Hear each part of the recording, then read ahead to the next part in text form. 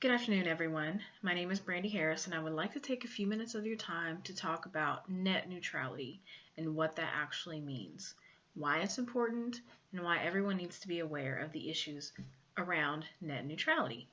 So, we are in the technology age, right? The common era. Where would we be without the internet? Everything relies on the internet these days, from education to work, communication. The internet has essentially become the backbone of the world. So, net neutrality. Most of you have heard this term by now, but a lot of people don't really understand exactly what it means and why people are talking about it. So I want to shed some light on the importance of this issue and why everyone needs to be aware of what's going on. Now, net neutrality is the principle that internet service providers and governments regulating the internet should treat all data on the internet equally, not discriminating or charging differently by user, content, website, platform, application, type of attached equipment, or mode of communication. That's a lot of words. So what does that really mean? That means that net neutrality essentially boils down to not being charged different prices for different types of data or based on your usage on the internet, right? We all pay for, as far as internet service providers are concerned, this is not Verizon as far as phones or cell phones or anything like this. This is essentially just talking about broadband internet, which is what we all have today. It means that whether you use Google, whether you go to YouTube, whether you are on GMC Online, it means that you're charged a flat rate across the board no matter what you're looking at, no matter what you're downloading or doing. Now, there are those who want to do away with this rule because they think that they should be able to charge you depending on what you're doing on the internet. So, the White House, on the White House website, it talks about net neutrality because this was one of the presidential executive orders that got put into place, and also was an FCC regulation that was put out. And it says, more than any other invention of our time, the internet has unlocked possibilities we could just barely imagine a generation ago. So very true. And here's a big reason we've seen such incredible growth and innovation. Most internet providers have treated internet traffic equally. That's a principle known as net neutrality, like we just covered. And it says that an entrepreneur's fledgling company should have the same chance to succeed as established corporations, and that access to a high school student's blog shouldn't be unfairly slowed down to make way for advertisers to make more money. So, think about it this way.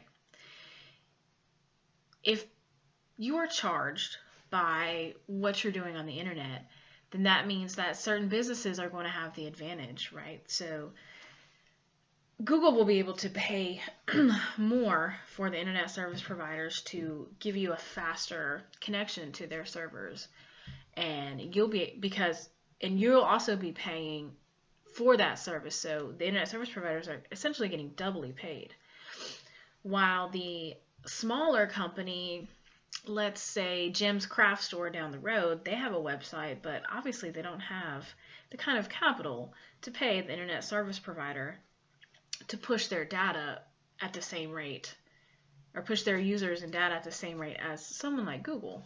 So it would essentially hurt businesses, very small businesses especially. So this is important to everyone because a free and open internet is the single greatest technology of our time, and control should not be at the mercy of the corporation. So if you do away with net neutrality, you're handing over control of the internet to a few people versus everyone being on the same playing field when it comes to their access to the internet. Net neutrality stimulates ISP competition, and it prevents unfair pricing practices, and it promotes the spread of ideas, and most importantly, it protects the freedom of speech. Now, there are people who are both for and against net neutrality. And although I am personally for the idea and purpose of net neutrality, I can understand some of the points that some people have made on the other side who are against net neutrality. So let's kind of go over, we just kind of went over some of the pros, so now let's go over some of the cons to net neutrality, right? The reasons why people who are against it are saying that they're against it. Some broadband providers say that the FCC's rules can ban them from effectively managing traffic on their networks.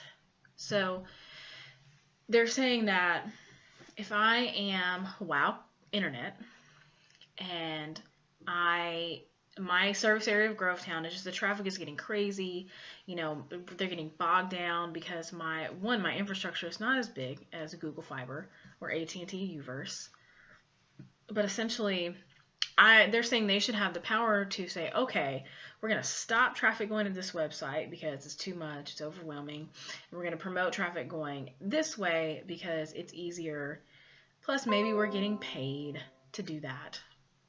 Whatever, because right now they have to treat it all the same, right? They can't discriminate. They can't say stop going to this website or make people going to this website slower than people going to this other website, etc., etc. So generally speaking, this means your broadband provider can block spam from your email inbox, block traffic from a denial of service attack, or slow down or redirect traffic to ensure the network runs smoothly. But they're not allowed to target against any application or traffic source. So the internet providers want to be able to go after those actual applications that are causing them network issues. A very good example of this is torrent and streaming services. It's technically, illegal, whatever, to pirate, download, etc., but it's not illegal necessarily to go to a torrent website and stream a video essentially for free. But the internet service providers are against this, however, because they're not making money off of you having to pay for a movie or paying for a subscription to Netflix or whatever. So they're trying to stop that. And also, torrent websites cause a lot of traffic problems, right? It's heavy, heavy traffic, a lot of bandwidth to stream and download and upload these videos. So they want to be able to target that, but the FCC and the government said, no, you can't do that. And although I can see their point in wanting to be able to do that because it causes them network problems, if you allow them to do that, then they will go crazy with it, right? Give them an inch, they'll take a mile. And then you'll have them saying you absolutely cannot go to any of these streaming websites that we all love so much, or you have to pay extra, or we'll cut your service off, etc. A lot of people also say that the government should not be the one regulating the internet traffic. Because let's face it, the government is really not that great at regulating anything. There are already problems with, schools and utilities and armies and everything else run by the government has extensive problems because the government is very slow. And technology is a fast-paced environment. You need to be able to keep up with changes and what is going on, and the government is just too slow to keep up with the turnaround in technology. Another big point is that government policies are written by people who have ties to big corporations, right? So even though the intentions are good, you could have corrupt people in there that are making these policies to benefit one corporation over another, etc., etc. Also, privacy would possibly be better without net neutrality, but that's a bigger issue for another time when it comes to cybersecurity. But some are saying that the government putting restrictions on ISPs lowers personal protection. Now, I personally believe that net neutrality is a big deal. It's going to be a big issue with the new Republican administration, especially the president-elect Donald Trump, because a lot of people really, really want to get rid of net neutrality, obviously to make money, to allow internet service providers to be able to charge you for different things.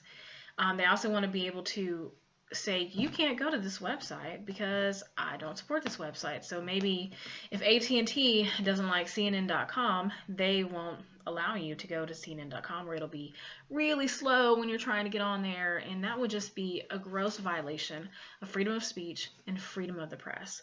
So this is very important for everyone to be aware of what is going on so that you are not denied access to information and that you are not manipulated and taken advantage of and exploited monetarily just so you can go to Wikipedia.